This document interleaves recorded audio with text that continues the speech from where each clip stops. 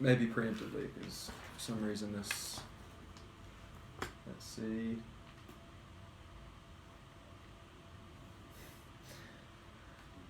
Hi. There she is. That's okay, we're just getting started. Good morning. How are you? Good. As soon as this projector starts working, we'll be off and running. Can you stop it? No, it's okay, I'll just crop it out.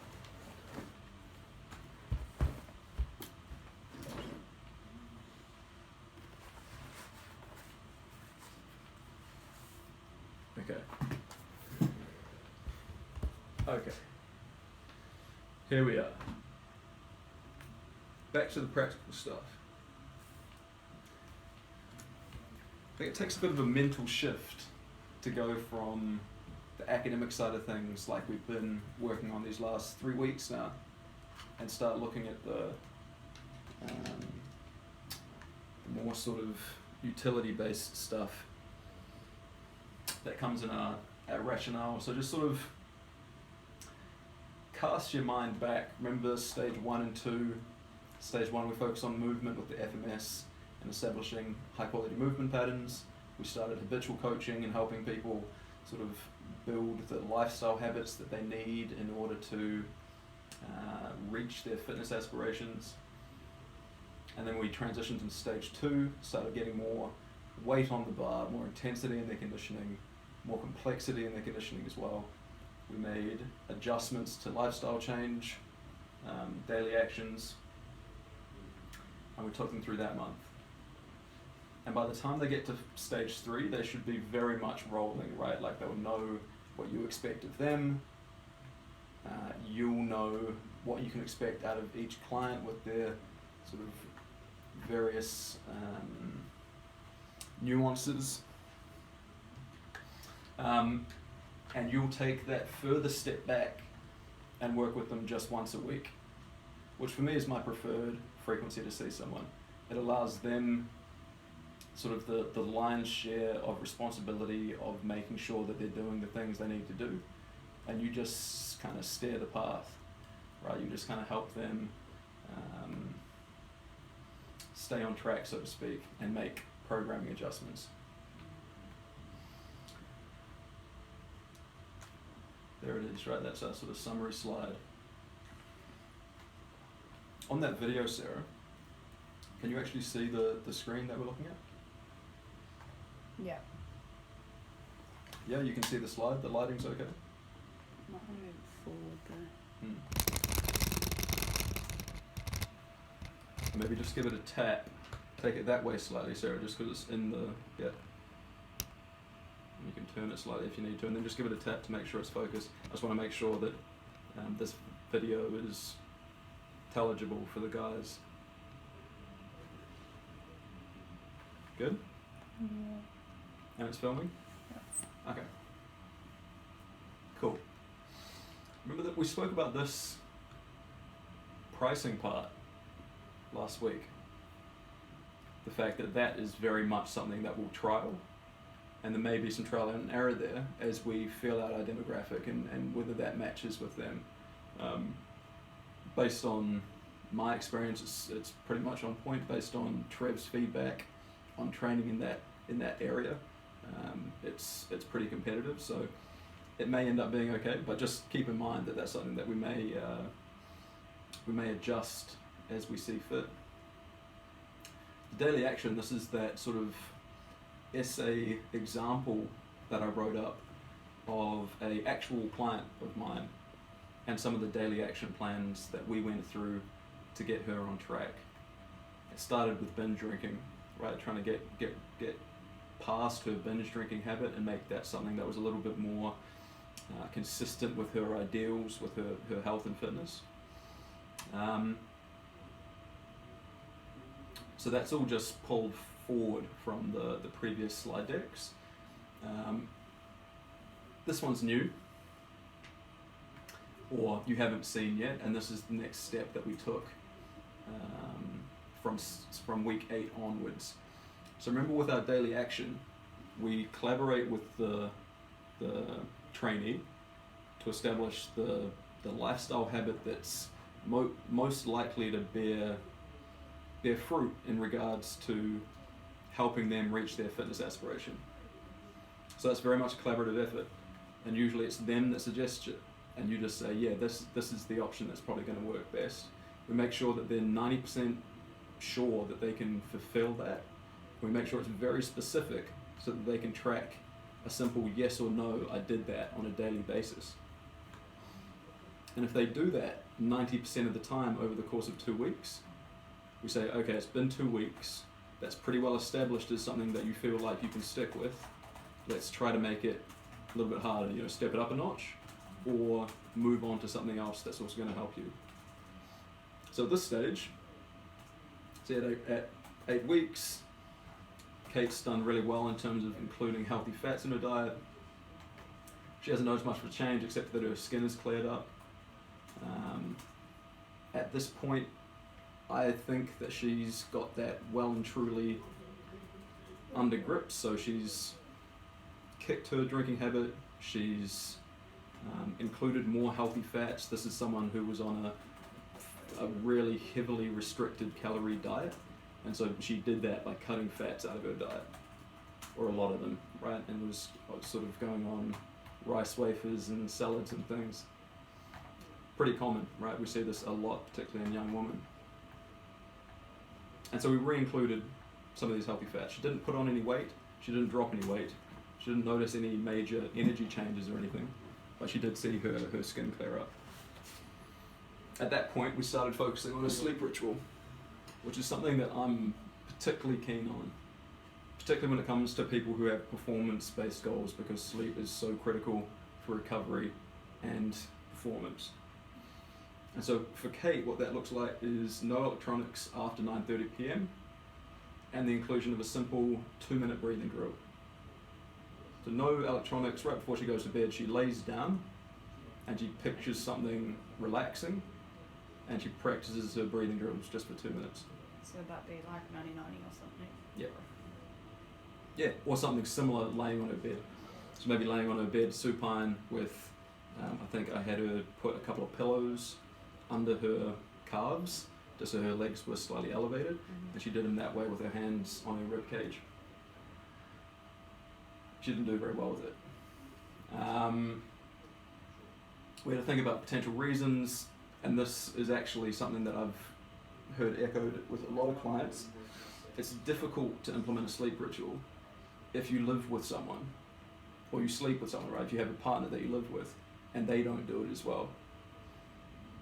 So her partner wasn't on board with this, wasn't on board with turning electronics off after 9:30, and so she just had a hard time doing it because she'd finish up at 9:30. He wouldn't be willing to engage with her in any sort of conversation or anything. He'd just still be on his electronics, and she felt like she couldn't stick with it. So anyway, she had a chat with him about it, a bit of a heart-to-heart. He came on board after she'd communicated how important it was to her, and after that she had a better time with it. You'll notice that at 10 weeks she's had 4 days running of implementing her sleep ritual, but that's not enough for me to say to her, okay, let's make this more difficult, or let's move on. So at 10 weeks we just say, okay, we'll keep working on that. As soon as you can demonstrate that you can keep that up for a couple of weeks in a row, then we'll move on. Right, so at 8 weeks we made a change. At 10 weeks we didn't, but we feel pretty comfortable that we'll be able to at 12 weeks. We make these changes on bi-weekly segments, even though we see them that week in between. That's more just to check in and make sure that they're doing well with their current daily action. So it's very much a dynamic process. It changes across the course of the whole thing, and they get 6 changes across the stages, or whatever you want to call the system, right? I think 6. Yeah, every 2 weeks, yeah. Okay, so that's our daily action covered. That's the system so far, very quickly, because we're going to summarize the whole thing in the last lecture that I give on Friday. This is a little bit of a rationale for why beginning in stage 3, we stop having everybody on the same program. So as we've discussed before, when you're working with a rank novice, almost any stimulus registers as a sufficient stressor to elicit adaptation. What I mean by that is you can have them do anything and they'll get stronger, they'll get quicker, their conditioning will improve. Even if you're not doing conditioning, even strength work will help them with their conditioning. So that allows us to train strength, hypertrophy, power, physique, all of that stuff concurrently. But as they become more experienced, their sensitivity to any given stimulus diminishes. And at that point we need more specificity in order to see continued progress. In many cases, the specificity required to progress in one element of physical fitness contrasts directly with the requirement of any other element. For example, the comparison between strength and hypertrophy.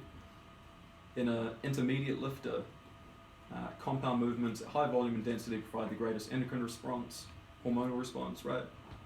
And that has the subsequent best improvement in muscular size. Like that's the best way to train for size, we know that. Density means basically not a whole lot of rest in between working sets. Right? So trying to accumulate fatigue, accumulate occlusion, which is that kind of muscle pump, focusing on the mind-muscle connection. Those are the things that are best for hypertrophy. And that's in direct contrast with what you need for strength training. If you want to be able to express 100% of your strength, you need long rest, you need low density, and incredibly high intensity short bouts of compound movements.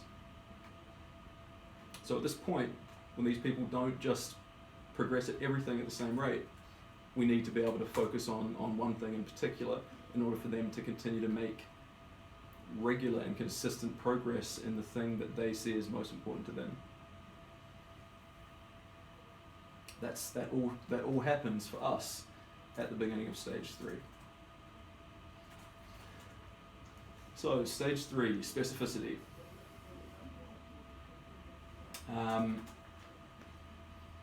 Great little quote from Epictetus, Stoic, who I'm a fan of. These are our 3 programs: everyday performance, muscle growth, advanced strength. Memorize those names at some point over the next week. Everyday performance, muscle growth, and advanced strength.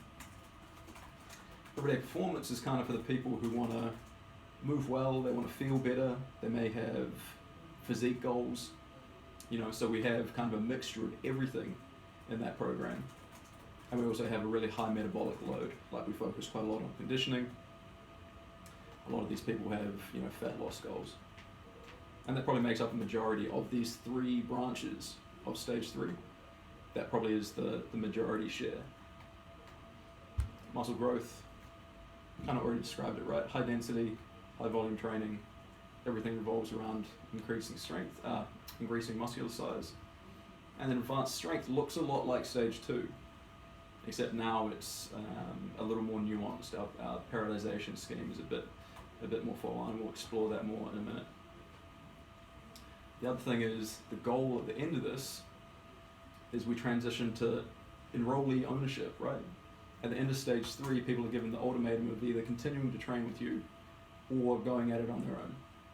And about 60 to 70% of the time, in my experience, it's continued on beyond that. And what we'll do is we'll have that in another rolling contract cycle. So again, we'll come together and collaborate on this, but we'll establish the length of time that we want to stick with. I think a 3-month contract's good. And you'll have them sign that for, my preference, like I said, is 1 session per week across the course of 3 months, but we can discuss whether we want to have multiple options there for people who may want to pick up more than that. If people want to go back to higher frequency training, that sets off alarm bells for me, because that's telling me that they're not fully comfortable with taking responsibility of their program, right? Like they feel like they haven't been equipped with the tools to do this on their own, which says that we haven't done our job particularly well. You feel me? the end of stage 2, you basically sit them down and say, out of those 3, what do you Yeah. want to do? Absolutely. And then you At just the design it beginning out of each stage, like we spoke about in stage 2, rationale and protocol, you may or may not remember, but at the beginning of each stage, it really pays to use that first session to sit down with them, go over what's involved in the following stage, and reassess their goals. Because in my experience in particular, because I'm such a fan of people getting stronger, people who work with me tend to assimilate some of that, and they start prioritizing their strength a little bit more. And so a lot of times these people come in and they have purely a physique goal. They end up potentially wanting to focus on strength more. A lot of females will shift. I Absolutely. reckon. Yeah, absolutely. Sorry to interrupt. Sarah, do you mind if I just plug this in for Yeah. 10 minutes? That's all it takes to charge, which is pretty nifty. That is nifty. Yeah. Yes, so absolutely. You'll sit down with them, talk about which of these best suits, and you're going to have some input there as well, right? Like you have to explain what goes into each one. And like I said, at least a majority, if not a vast majority of the time, people will fall into everyday performance. They'll have a physique change goal, and we train speed, we train strength, and we train sort of high metabolic load in there. So it's kind of a catch-all. Just gives them something fun to do that gets them performing better, moving well, feeling good, burning loads of calories. That's kind of our general fitness, if you would, program.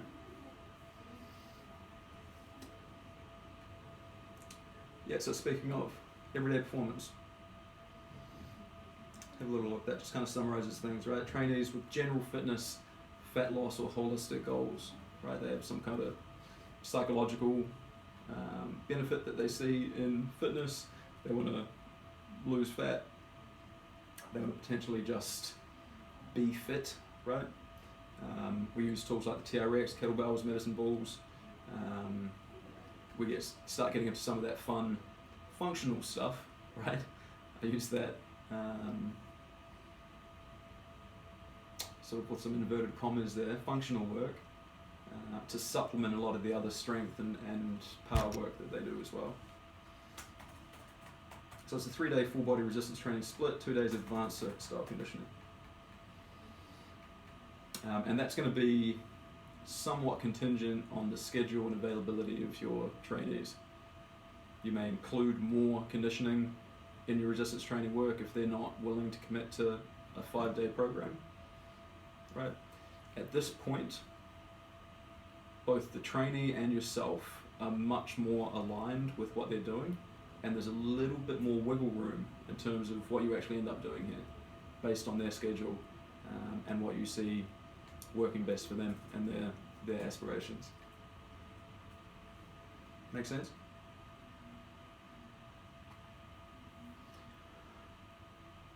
So here's an example of what everyday performance training might look like. So the warm-up and the conditioning stay somewhat static. You have a capacity day, a strength day, and a speed day. So capacity day, so this is across their 3-day resistance training split, right? Capacity day, high density, it's just basically barbell complexes. And you can work in some other tools and things as well. TRX, kettlebell, landmine, stuff like that. Do you guys know what a landmine is?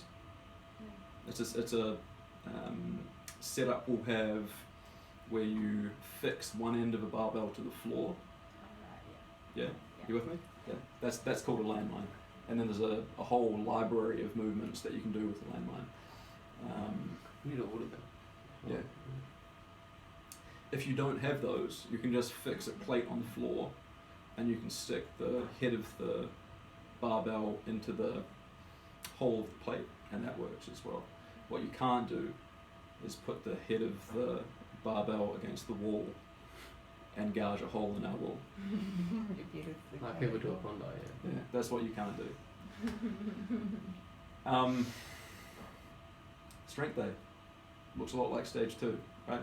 Squats, deadlifts, rows, bench press, all that good stuff. Speed day. People really like this day. They really like learning, the motor learning that goes into being able to move with speed and perform complex movements. like cleans and snatches and things. This is where we focus on bar speed, plyometrics like jump training, agility drills using some of the like ladders that we're going to have painted into our functional studio, things like that. Just an example, right? This is what I've always used, works really well, but you know, you can absolutely come up with your own everyday performance training split that works for you. So, I won't spend a whole lot of time here. Basically, these next few slides are just examples of each of those days of everyday performance. See how the programming's starting to get a little bit more complex, right? Like stage 1 and 2, we just had one program. Now we've got 3 splits. One of the splits has 3 different days, and each of those days has 3 different programs. So you can see how this is becoming a little more complex. Capacity day. These are just some complexes that I really like. Front squat, press, row, chop, swing, pull up, lunge, get up, medicine ball slam. The idea here is to choose movements that are somewhat antagonistic most of the time, right? Like we're not doing a sort of over fatigue model of complex that some bodybuilders might use, where you might do, you know, like a bench press followed by a cable fly followed by something else to isolate the chest or shoulder to try to get this kind of windfall effect of fatigue. What we're trying to do here is increase metabolic load. Do you guys understand what that means? Just trying to get them working really hard, right? And the easiest way to do that is to allow them to recover the muscle groups that are working for a particular exercise as they work through the rest of the complex. So they're focusing primarily on quads and glutes here. And then they get to move on to their shoulder girdle, right, for a pushing movement. And then they get to move on to their shoulder girdle for a pulling movement. And then they repeat, like that. Same sort of thing here. Got a chop, which is a bit of a complex movement to describe based on muscles involved. Swing, which is more of a sort of pull, it's a posterior chain movement. And then a pull up, which is again going up to the shoulder girdle and focusing on pulling. Swing being a pulling movement, it's pulling but based on the glutes and low back, right? A KB swing. Glutes, low back, and hamstrings. Rep counts, I've just kind of put in some arbitrary runs here, but you could definitely stick to that. This is a really important bullet. Keep in mind that moving from stage 2, where we've used linear periodization, which means the exact same amount of increase across one variable. What's that variable in stage 2 that we use for periodization? Strength. Yeah, but what's the variable? It is strength, yeah. How do we increase strength in stage 2? Probably just too easy a question. Increase the load. Yeah, exactly. We just put more weight on the bar every damn time. Right, for a month. A little bit of weight every time they come in. They're novices, and we've primed them by making sure they move really well. And they will see a huge jump in strength across stage 2. In stage 3, we're using a different type of periodization. For example, capacity day. Progress is measured by volume and density of work rather than adding more weight. Adding more weight is not necessarily a bad thing. I absolutely recommend that you do it. But capacity day is all about being able to do more work. Either more volume or more density. Right? So either allowing them to rest less, or adding more sets, or adding a 4th complex, which they would be able to do if they can complete these quicker than they did initially, right? Like if these 3 complexes performed for 3 sets, took them an hour initially, because they needed rest in between, they get better at doing these quicker. Maybe it only takes them 40 minutes, right? At which point you might add a 4th complex, or you might have them do a 4th or 5th set of each of those complexes. And you would prioritize doing that before you would prioritize putting more weight on the bar, because this is about increasing their workload as opposed to increasing their strength by adding load. Does that make sense? Just a different focus, a different training intent. Pretty low percentage of their 5RM. Pretty much everything we talk about in stage 3 is based on a 5RM, because we have very clearly established their 5RM, because what rep count do we do throughout stage 2? By 5, pretty much. Basically a 5x5 protocol, yeah. So we know their 5RM really, really well. And so it's easy enough for us moving into stage 3 to just use that as our baseline. So they're working at a pretty lightweight, right? 60 or 70% of their 5RM. They'll need to, because the density and the volume is much, much higher. They should get through this first complex, be like, oh, okay, that was pretty easy. And that's when you say, okay, do it again immediately. And over the course of 3 sets, they'll build up some metabolic load, that's for sure. Strength day. Looks pretty sort of familiar here. We notice that there's more sets, and the rep range is a little bit more variable than it was in stage 2. Progress is also maintained on a weekly schedule, as opposed to on a workout by workout schedule. Strength day, the intent is absolutely to get more weight on the bar still. Right, so maybe they come in Monday, they do their complexes. As they move through 2 or 3 Mondays, they'll be able to do more work within their workout. Across 2 or 3 Wednesdays, they'll be able to add some more weight to the bar here. And they'll also notice that a shorter amount of rest will start to be sufficient, because the work that they've done on capacity day has some transfer to this day. They may be able to get through more work here, based on the improved metabolic recovery that they start to build up from capacity day. So Yeah, if we're only seeing them one day or in this cycle, is there a priority of what we pick, or is it just one day we're doing capacity, one day the next week we'll go to a strength day, so that they kind of get a feel? Or yeah, how do you, it's also tough, right? Because at this point, because they won't know some of the movements as well. If you're going to teach a program, they're not going to know what some of the movements are. hopefully they know what most of the movements are. Yeah. Most of them. That's why your first session of stage 3 is basically just going to be educating on the program. Okay. Right, you're literally just going to be going through the program. Okay, do we know these exercises? They've had 2 months of not just training but education with you, right? Mm-hmm. So hopefully they have some idea of how to work a program themselves, and you're just showing them this new program. A lot of these movements, like they know all of these. They know this, they know this. They may not know that. They may not know that. They'll know that. This is a very easy one to demonstrate. Just a lunge with a knee drive. They may or they may not know a get up. Keep in mind that in stage 2, a lot of these, like a get up, a slam, a swing, become potential conditioning work that they will have done through their conditioning program, and or potential accessory work. Some of the accessory work that you might have had them doing in stage 2 could be some of these pillar style exercises.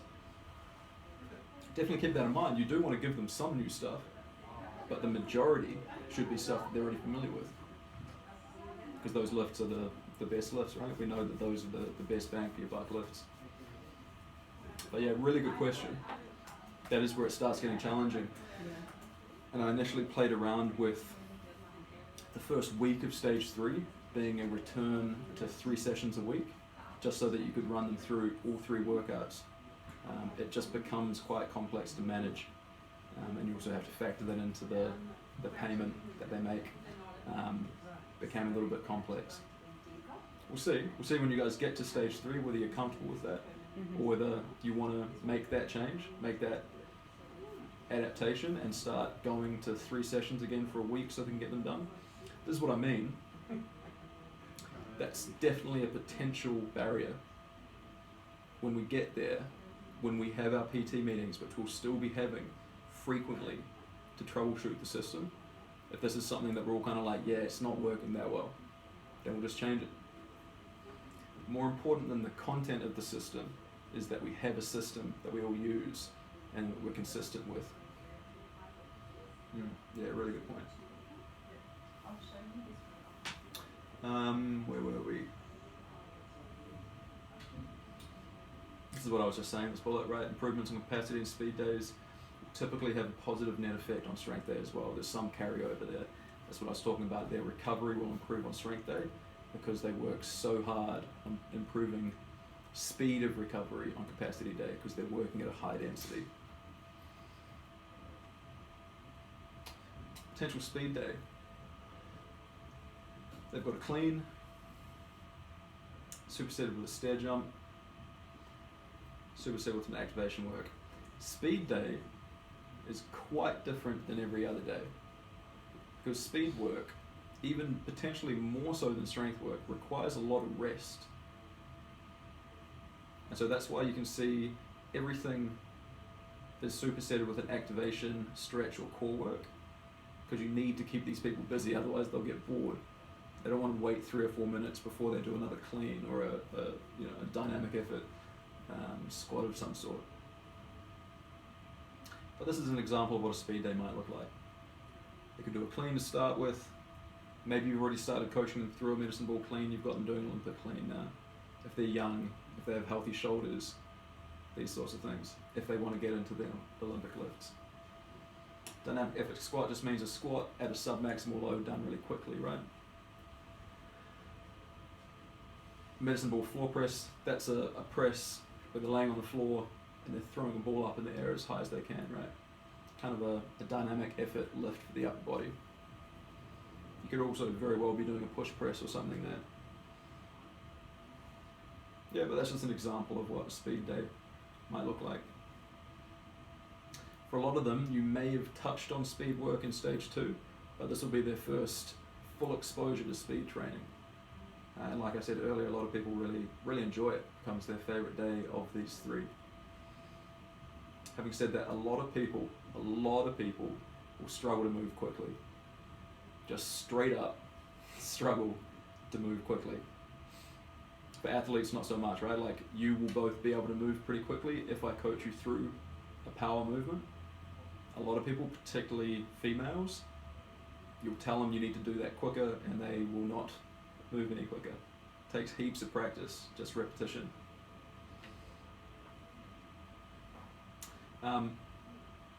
These intercept periods used for plyometric work, we're leveraging something called post-activation potentiation, which is essentially pre-activation of the muscles at a really high neural drive during a loaded set that can then be transferred over into a bodyweight set.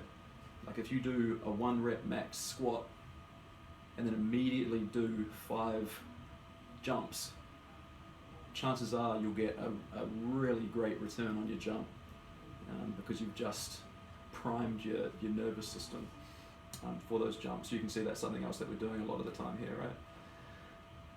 Clean to a jump, landmine press to a hop. Looking at this now, I could actually program this a little bit differently. See, like, there's always some room for improvement, and this is just an example to use as a template. One thing you'll notice across all of these is we're not getting carried away with trying to fill the workout with a whole bunch of stuff, right? Like, just do a few things really, really well and do some more sets of them. The only day where we're doing heaps is capacity day. So like I said, that's what that day's about. Everything else is like just 4 or 5 exercises with a bit of accessory work. Cool, so that's everyday performance. An example of how you might run that. 3 different days, looking at different things. Works really, really well. People really like it because they have quite a lot of variability in their program. They kind of think it stays fresh for them, all those things that I don't particularly care about, but for your trainee, they will. And that's a program that they can stick on for quite some time. Okay, muscle growth. Changing tune. This is for people who want to get bigger, right? More muscular. We do that through accumulation of fatigue factors, and muscular occlusion, which has a few effects. I'll get into that another time if you're interested in occlusion training. Basically what it is the pumping up of the muscle that leads to fatigue factors staying in the muscle longer, and the longer fatigue factors stay in the muscle for, the more damage occurs there, and the more adaptation that needs to take place. There's some interesting science on that in the literature at the moment. It's going to sound like I'm just repeating myself a lot from Capacity Day, because muscle growth is like a whole protocol of Capacity Day from Everyday Performance, what we just talked about, right? High volume, high density workouts. The intent is to add more work before adding more weight, just all that same stuff. There's a protocol called German volume training, which is a 10 by 10, or there's another advanced protocol that's more like 10 sets of 6, 4 and 3. Some different ways of doing it, but essentially it means 10 sets of a given exercise, which is a lot of volume, right? And then very little else, like you just kill yourself with one exercise and then you go home. A lot of what we talk about here, because that's an incredibly potent muscle growth program, for me, the best I've ever used. A lot of what we'll talk about here, for examples of how you might do muscle growth, is based on German volume training. But again, the general intent of the program is the important part. How you program off of it is entirely up to you. Oh, but it's still filming. Okay, good. What I'll do, no, I'll just leave it. Hopefully I don't get a phone call or anything. If you can just monitor that every once in a while, Sarah, make sure it's still filming. What was I saying? German volume training. Super good program, but not the only one. There's many different ways that you can elicit a hypertrophy response. They all have the same kind of concept though. High volume, high density. So you can do what you like. Just have a look at these examples as templates. Sidebar, muscle growth. Lots of DOMs, right? Lots of fatigue. Lots of needs for extra calories. Lots of need for more recovery, essentially. That means sleep, nutrition, massage, stretching. Like, it's really important. If someone's goal is this, and you say, okay, well, I've got the program for you, right? Stage 3 muscle growth. They must understand that the recovery homework steps up a notch as well. A lot of these programs, like German volume training, for example, first time I used it, I almost broke a couple of my clients, because this is a program designed for people that are on some gear, right? People that are taking synthetic help. And so you have to keep that in mind. It's very difficult to put up with this level of volume for any period of time without help, without breaking down. So of course, we don't prescribe to any of that.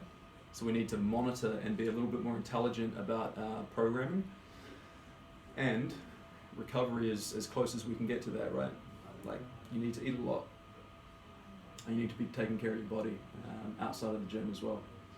They already know this. We just re-emphasize that, like that becomes more important. They may just sort of push that aside, but once they get through a week of this training, and they're still sore, on Sunday from Monday's workout, like it's something that they'll come to appreciate a little bit better.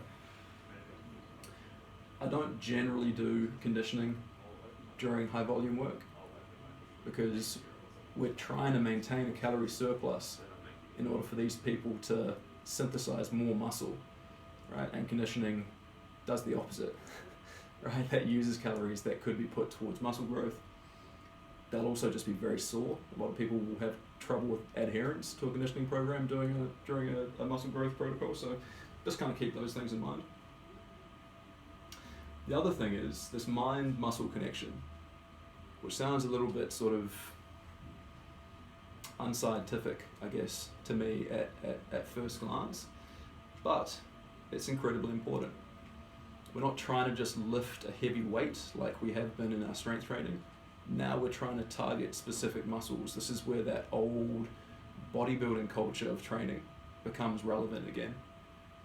And so every workout that you're with someone, you're trying to get them to be able to focus on what they're doing, not just lifting a weight, but working a particular muscle group. Super important, and it has a massive effect on the training. Just telling them to do that will have a massive effect. So that's really important. Those two things are sort of two of the biggest changes in the way that we run our coaching when we're focusing on hypertrophy versus strength. Remember that whole irradiation phenomena that we talked about? We're squeezing the bar, screwing your feet into the floor, these things that have a systemic increase in neural drive. You may remember at that time I said you don't want to use irradiation if you're training for hypertrophy, because it has the exact opposite effect, right? We're trying to isolate muscle groups, and irradiation does the opposite. It uses everything to try to lift more weight. Okay, so just a couple little asides to keep in mind when you're training for growth. Here you go. Here's an example of a protocol. Notice we've gone to a body part split, which is, you kind of have to, right? You can't train 10 by 10 for squats 3 days a week. You just can't do it. And so we have these body part splits. Chest and back on one day, legs on the other, arms on the next. We've still got a lot of the same foundational lifts now. We're treating them a little bit differently, right? We're focusing on the mind-muscle connection. We're doing more volume and density, but the lifts stay somewhat the same. And some accessories, which I've just left blank, because they can really just be anything that you like that match the concept of that day. So a couple of leg accessories. Hey, you might even throw leg extensions in here. Don't tell anyone I said that. This program, GVT or any of its derivatives, things that look a bit like it, is best performed on a 5-day split. Well, that's difficult. Not many people can do that. So what that means would be doing, say, Monday, Wednesday, Friday, and then doing Sunday, Tuesday, Thursday, Sunday, and then doing, just training basically every other day, just across a 5-day split like that. Most people will just want to stick to their weekly cycle where the workouts are fixed across 3 days across the week. So something to keep in mind. If you're working with a bodybuilder or someone who wants to compete in physique and they're willing to commit more fully, you put them on a 5-day split, right? Just because they are willing to commit to doing that and coming in on, different days each week.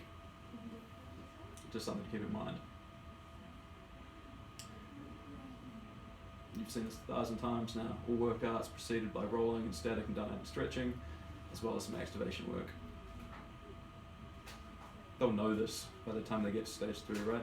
Like, you'll have a very specific thing. People will have specific postural compensations that they've carried over that you're constantly trying to work around or bolster, or still working on alleviating. They'll just continue to do that same work here.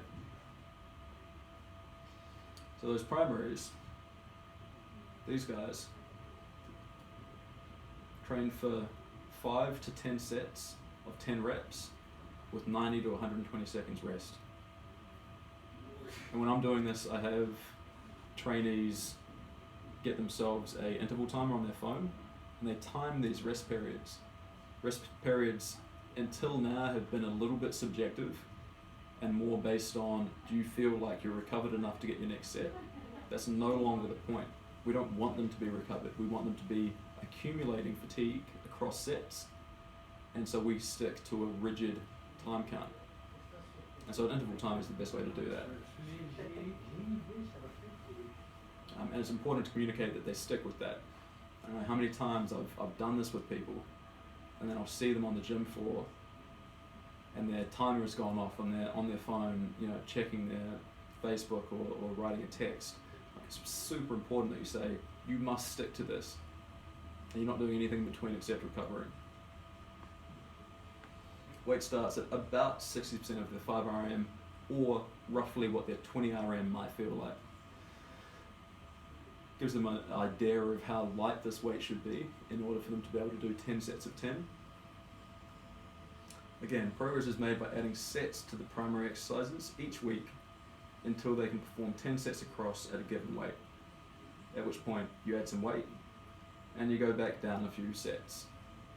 Right, so you might start with, say, 5 sets of 10 reps at 100 kg and just gradually build up their work until they're doing 10 sets of 10 at 100 kg, at which time you use that as an end point to bring their sets back down, maybe not to 5, maybe to 7 or 8, and you put 5 kg on the bar. Right, and then you build them back up, and that gives you this slightly undulating periodization scheme to their volume training. People will still want to focus on getting more weight on the bar, and you just have to tell them it's no longer important. Like, your goal is a physique goal, it's not performance based, so putting more weight on the bar is now arbitrary, it's just a ego stoker. Now all that's important is that you get a lot of work done and you focus really hard on your mind-muscle connection and trying to get those muscles to work. Accessory movements, just some isolation work, whatever you like, 3 to 5 sets, 10 to 12, similar rest period. Add weight when you can. There won't be much time or energy left for this after you've gotten through your primary movements using this protocol. You know, you could do something completely different. You could choose, say, 5 exercises, focus on just back one day, chest the other, legs the other. You could do back and bis, chest and tries, legs, that old chestnut. And you could do that, say, 5 exercises, 5 or 6 sets for each. The important thing is that you're accumulating a lot of volume and a lot of work over the workout, and that they are used up by the end of it. This is just one way to do it. Following so far, so we've done everyday performance, in which in my protocol you have 3 different days. You have capacity, you have speed, and you have something else, probably strength. Muscle growth is like an entire protocol that mimics capacity day from everyday performance, but establishes it to the entire workout. Right, so now they're on a body part split and they're doing super high volume and density. Our last protocol is advanced strength, my favorite. And this is designed for the people who want to get stronger, who really like the gains they've made in stage 2. And let's be honest, it's only a month, right? Like they've gotten a lot stronger, but they're still not incredibly strong. They're just reaching sort of the intermediate level of their potential curve. So this just builds on the strength foundation that you've established in stage 2. Programming is still relatively low volume, it's high intensity, but we've got more nuance in the progression model. And that's to accommodate the needs of these people to kind of no longer being able to make improvements quite so often. This is essentially a copy and paste from stage 2, except you'll notice that we no longer squat and deadlift on the same day. We deadlift here, we squat here. Otherwise, these are mostly the same. We've moved on to a pendlay row. For me, is the pinnacle of rowing exercises and the most challenging. So they moved on to that just from a bent over row. Now they're doing a pendlay row. Pendlay row is where you put the bar down and you rest it on the floor between each rep. Right, so you get a reset of all the reflex stability you need to lift the weight, and it also takes you over a slightly greater range of motion than a bent over row. The clean, is that a power clean? Yeah, it can be. So you're not squatting, not a full. Depends. It's up to you. I like to use a power clean here. But I haven't specified here, right? I've just said clean. I like to use a power clean just to ease off their low back a little bit.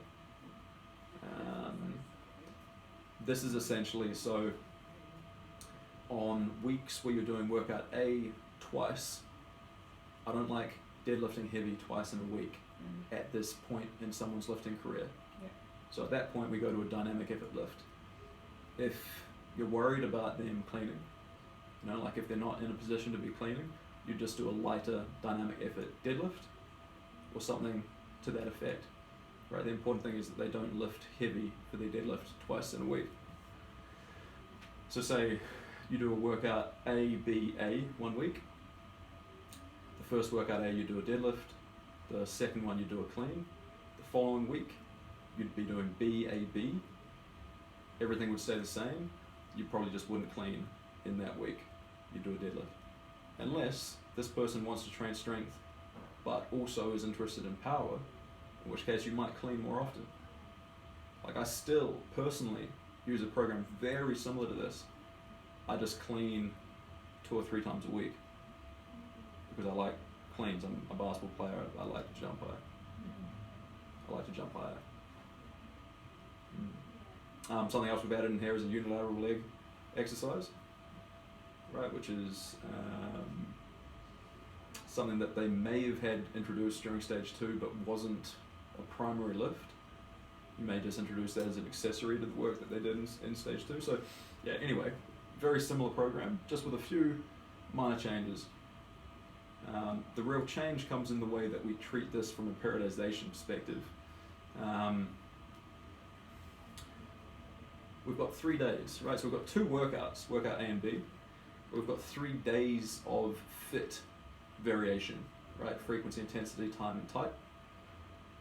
We've got an accumulation day. We've got a light day. And we've got an intensification day. What that means is, and what this looks like to your body when it adapts, we'll talk about this on Friday. Remember that graph that showed you apply a stress, if it's enough to overcome your homeostasis mechanisms, you improve, as long as you don't overcome your ability to recover as well. If you don't overcome your homeostasis mechanisms, no change occurs. So what that means is you can either there's 2 reasons you don't improve from week to week. You're either not doing enough or you're doing too much. In a very simplistic kind of way of thinking about this, but generally that's the case. If you come back and you test someone's squat strength after doing a week of squats and they haven't improved, they either haven't done enough squats or they've done too many squats. Generally, that's what this looks like to your body. What we're doing here is we're trying to accumulate stress in day 1. So kind of medium volume. We're trying to disrupt homeostasis here, right? Trying to make our body, okay, I need to adapt. I need to make some changes. We back off on light day. Still working on movement quality, still getting reps under the bar, but otherwise not working particularly hard, just 60 or 70%. And then we test the adaptation that's occurred during the week in our 3rd workout. That's when we see, okay, has our body adapted from this? If you get to this day and you haven't improved, you ask yourself, okay, did I work hard enough in accumulation day, or did I work too much? And based on that feedback, you either work more or you work less. This should always come up. Are these guys only training 3 times a week? Yeah, absolutely. Yeah. The only people that are training more, you might have these guys doing some light conditioning work as well. No problem with that here. You probably do it on a different day. Particularly once they get up into more like 5 sets of 5 to 8 on accumulation day. Like I just did accumulation this morning and I squatted for an hour. I didn't have time to do my bench press or my pendlay row before I came here. So it kind of depends. You know, like these workouts can start taking quite a long time. So would you want us to be on day 3 with them every week? Is that the general gist? Or? I think so. Yeah. That's all of my clients who are in this stage, which is actually all of them, because I haven't taken any new clients in a while. I see them on their heavy day. Not actually because I need to, but just because that's their preference. That's when they like to see me. They like that to be the day that I'm pushing them and I'm there to spot them if they need it. I tell them they don't need me to spot them, but you know, just for their peace of mind, that seems to be the day they like to do. Look at that, just 1 times 5. What that means is that you're doing this PR weight for 1 set. You're just trying to hit a big PR. You may still back off and do a couple more working sets after that, but you've done your PR weight that 1 time that day. Yes, we've just added a couple kg. And still, if you're doing this once a week, you're still progressing incredibly quickly, right? Like not many people can own this level of accelerated improvement unless they're programming intelligently like we are. Yeah, so we've got 2 workouts, but 3 different days across the weekly training cycle. I like it. Yeah, I'm glad you like it. It's incredibly effective. It's not my program, right? This is just something that intelligent strength coaches have used for many years. It amazes me that this isn't just doctrine in Cert 3 and 4. I'd make this part of it. Once someone's stopped making improvement just willy-nilly on a daily basis that they do in the beginning, if you don't switch to this is where they plateau, and that's where you start losing clients. Being able to make these types of manipulations is what allows you to have people continue to progress very quickly, and you can stick to this. While linear periodization will only last for most people between 1 and 2 months, which is why stage 2 is only 1 month, you can't keep making improvements every day for very long, unless you're a 15 to 25-year-old male, or you've got some synthetic help. Unless you're that person, you can't keep that up for a long time. This, you can keep up for a long time. I'll have someone on this for 2 to 3 months, and then we'll do a short bout of volume training to bring up their work capacity, and then we'll go straight back to this and keep reaping the benefits. This for me is like my most used and most long-standing program, which is why it's a little bit more set in stone than the other ones. And we'll talk about what this is and why this works on Friday when we talk about Selle's general adaptation syndrome, which is what fuels this type of progression. Okay, moving on. So there go our 3 branches of stage 3. You'll recognize this. This is just the rationale for why we do conditioning work the way we do it. Right, we're trying to develop the capacity for work across multiple energy systems. ATP PCR is the system that fuels you across sort of the unmaintainable 5 to 15 seconds of work, right? This is your sprint energy system, or your jump energy system. Then we've got something that does sort of in between, glycolytic, your glucose-based energy system. Still primarily anaerobic, so working outside of the presence of oxygen. And then you've got your aerobic. What this looks like for example, right, I can hold my breath across an entire set of squats, if I so choose. I'm using my glycolytic. I'm not getting any more oxygen into my system. But I couldn't work much longer than that, right? If I wanted to, I'd need to start using my aerobic system. I'd need to start breathing again. Conditioning programs that are effective leverage all three of these systems, work all three of these systems. And that's the type of conditioning work that we do. It's all kind of explained in here. I'll again let you read that in your own time. What's changed? Not much. Again, just a general progression in terms of workload performed within a conditioning program, as well as maybe the complexity of the exercises that they're performing. This is my general recommendation, depending on the branch, of how much focus you put into their conditioning. Right, we already talked about it for reasons that have already been made known. Everyday performance emphasizes conditioning, right? This is metabolic load, this is people with fat loss goals. Conditioning is a big part of it. Muscle growth, little to none. They're already working exceptionally hard in their resistance training. So hard, in fact, that there's a massively aerobic component,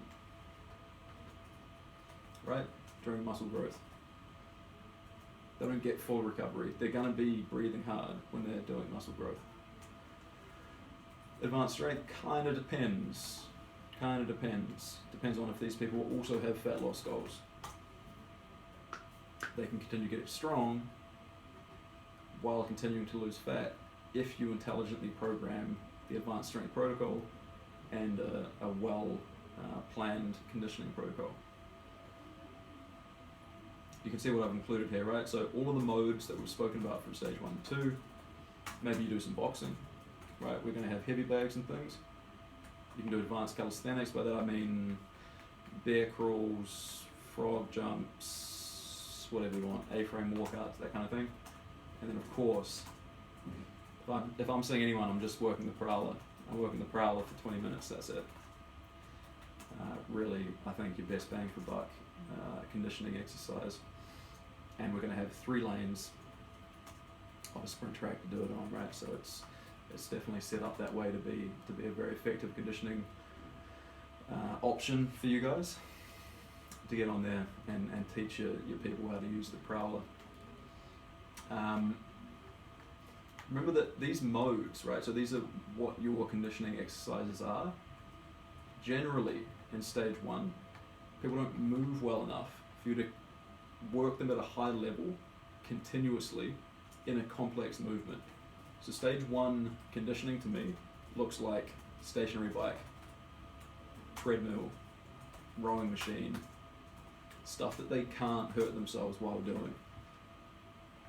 Stage 2 starts implementing some of the calisthenics, right? Some of the body weight exercise, like maybe just air squats, just working on conditioning at the same time as mobility work. So you can start looking at bear crawls and air squats and all of that stuff I was just mentioning. Stage 3, maybe some even more complex fun stuff, right? Like hitting a tire with a sledgehammer, or punching a boxing bag, or using the prowler, right? Stuff like that. HIIT doesn't change much, like I said. At this point, people have got an idea of the stuff that they need to continue working on.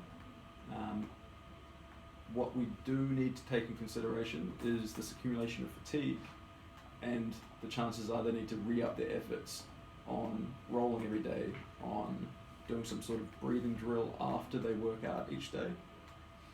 Breathing after you work out helps switch you from a fight or flight response to a rest and digest response. That's saying from your sympathetic autonomic nervous system, which is what kicks in when you have adrenaline and when you're working hard, to your parasympathetic response, which is what you need, what has to flick on for you to start recovering.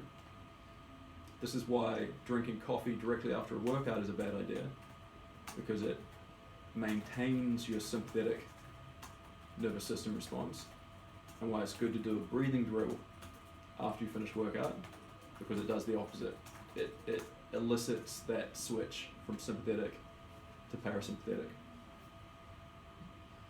And there's various hormonal interactions there and things that go on. The main thing you know is that sympathetic is what's going on while you're working, parasympathetic is what's going on while you're recovering, And the quicker you can switch from sympathetic to parasympathetic after you finish working out, the quicker your recovery mechanisms kick in and start helping you recover.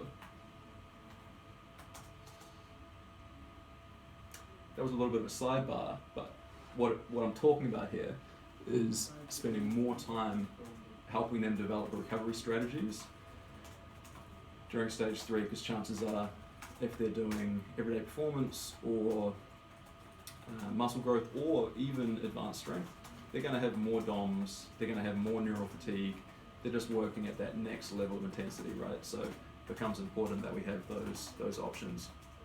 Clients ask how long they should roll out for. Mm. Like, I know it'll be dependent on the individual, but Yeah.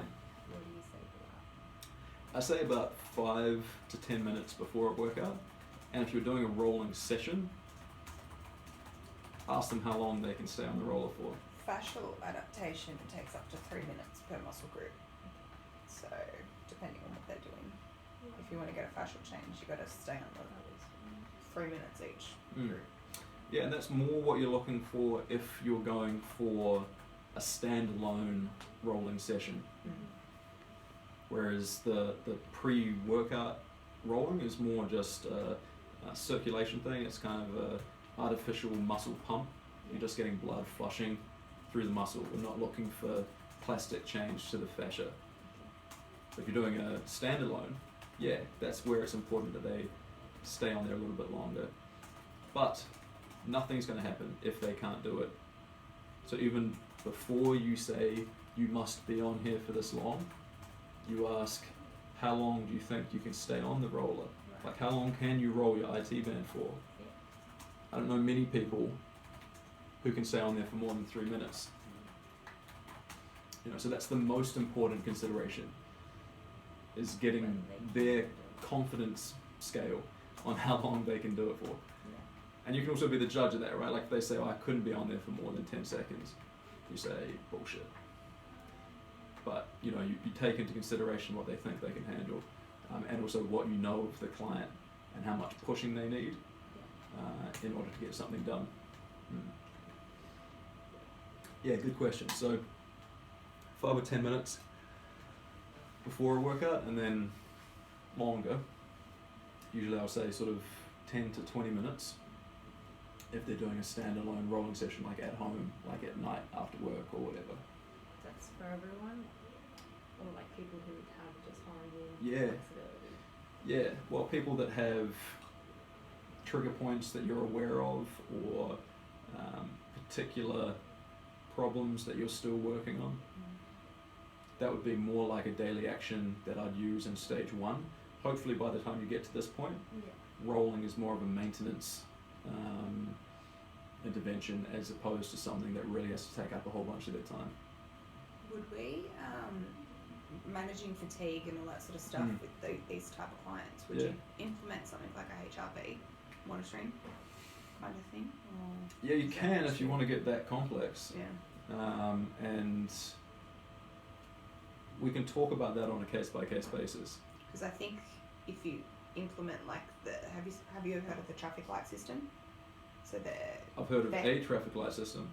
like green light, the HRV is normal. Yeah. Amber light, maybe back off a bit because they're getting into their adrenal fatigue. Red light, they're obviously going to get into adrenal.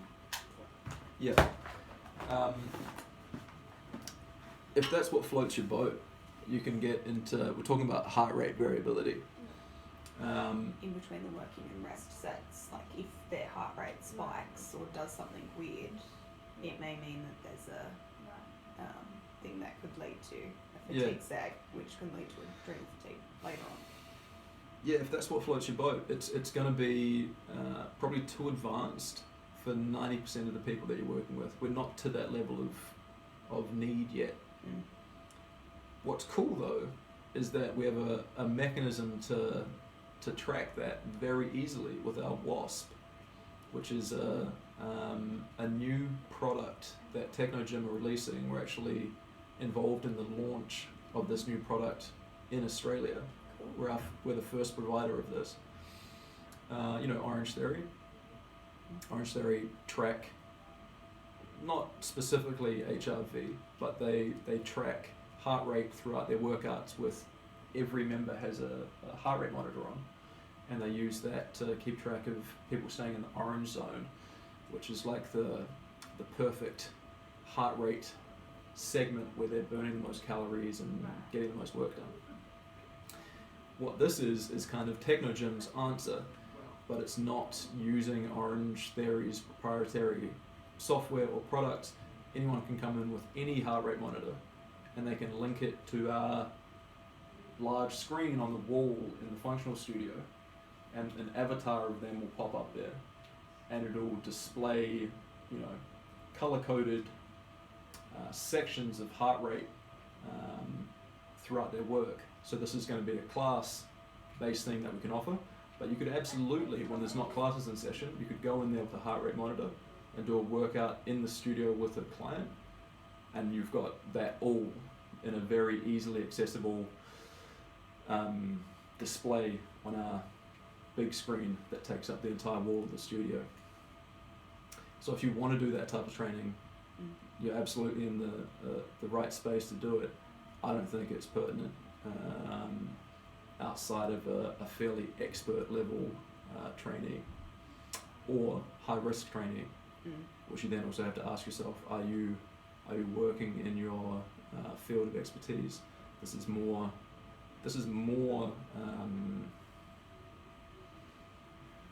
exercise physiology that we're talking about. Yeah. Okay. What? Didn't we already talk about the daily action?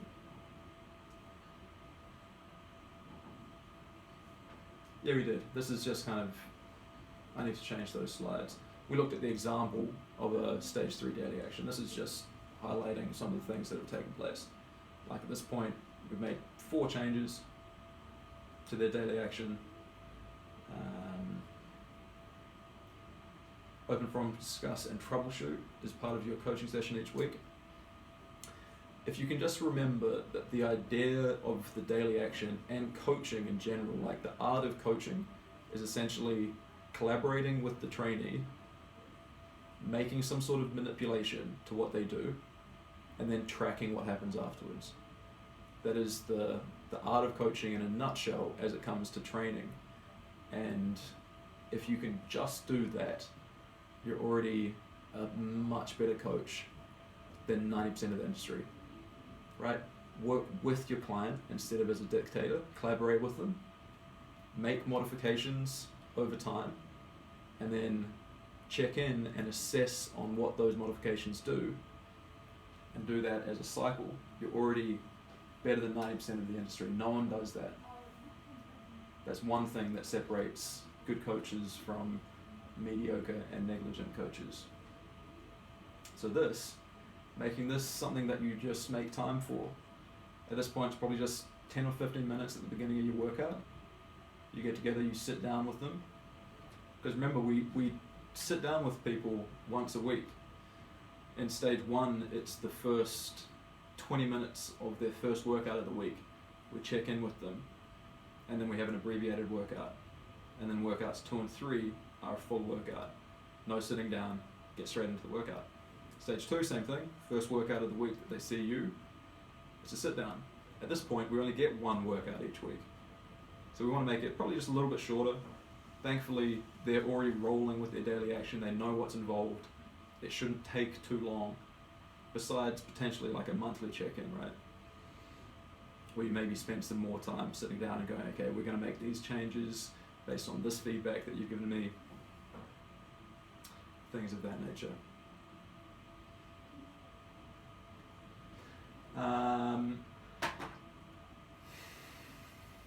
Periodization. It's not really, we're just talking about some different ways of training that we can use to stimulate system shock and tease out further improvement. I don't really like that sentence, but bear with me. These are the way a lot of people that don't know what periodization is will use to tell themselves that they're periodizing programs.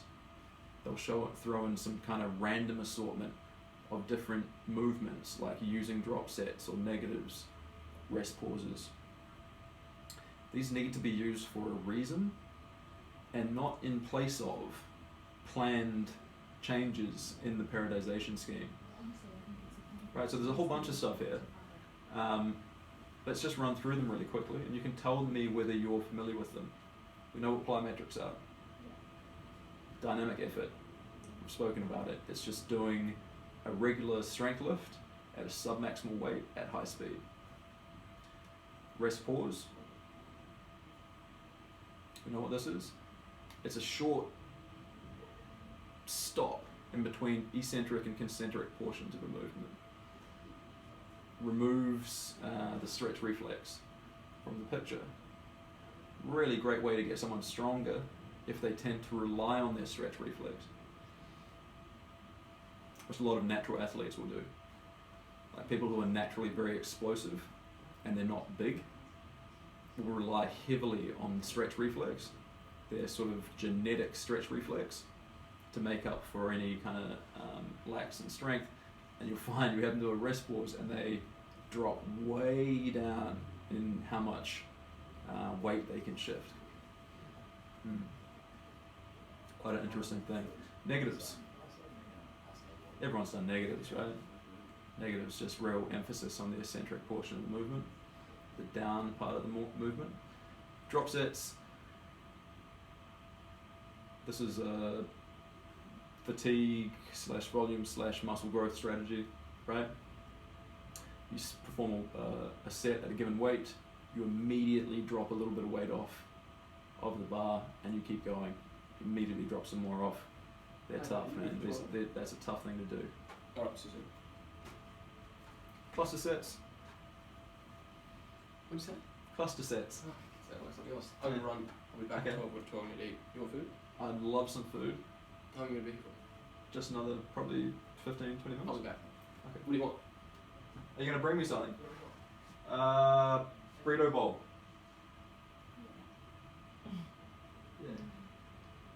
Burrito bowl. Cluster sets. Not everyone knows what these are. Have you guys heard of that term? Cluster sets are awesome. They're like intelligent complexes. So, particularly when working with athletes, and a lot of the time when working with strength trainees, cluster sets can be super useful to break through plateaus. So if someone's having a hard time getting a new triple PR, right, a 3 rep PR, you have them perform 3 single rep PRs at that weight with 10 to 30 second breaks in between each rep. Works really well for deadlifts, for example, right, where you already have a dead stop in between each rep. So 1 rep, drop the bar, take 10 seconds to relax fully. Go again, same thing. Slowly decrease that time, and then that's just another mechanism to have someone break through a plateau in their strength training. Cluster sets, I love them. Just short intra-set rest periods. That's the key, right? It's within a set. You're not doing anything else, you're not supersetting, you're not even fully recovering, you're just taking a short break to allow that first very quick spike in recovery to take place. For your body to produce more ATP, prepare the nervous system, and then put in another rep. Pyramid sets, use these a lot. That's just starting low, working up high in some variable, and then backing back off. Right, so you could use that for load, starting with your warm-up sets up to a peak working set, and then you back off some. That's an example of a pyramid set. Barbell complexes, we've just spoken about them. I don't know why that says barbell complex, could be any kind of complex, but anyway. And then partials, probably my least favorite of these different ways of manipulating your fit principles. Basically just working through less than full range of motion. Have their place, I guess. There you have it. Stage 3. Protocol and rationale. Any questions there, guys?